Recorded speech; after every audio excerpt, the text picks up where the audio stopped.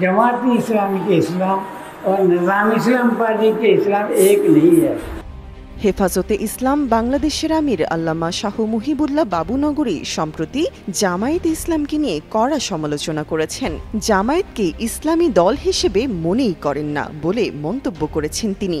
জানান, জামায়াত সহিহ ইসলামী দল নয়, তাদের লক্ষ্য মদিনার ইসলাম প্রতিষ্ঠা করা নয়, বরং মওদুদির ইসলাম কায়েম করা। সোমবার রাতে এক মতবিনিময় সভায় এসব কথা বলেন হেফাজতের শীর্ষ এই নেতা। সেখানে তিনি ইসলামী দলগুলোর মধ্যে ঐক্যবদ্ধ হবার প্রয়োজনীয়তার উপর জোর দিলেও জামায়াতের ব্যাপারে নিজেদের কঠোর অবস্থান পুনর্ব্যক্ত করেন।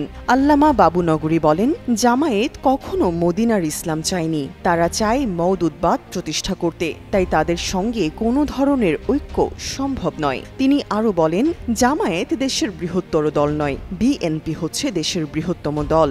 জামায়াত ইসলাম নয়, মওদুদবাদ প্রতিষ্ঠা করতে চায়।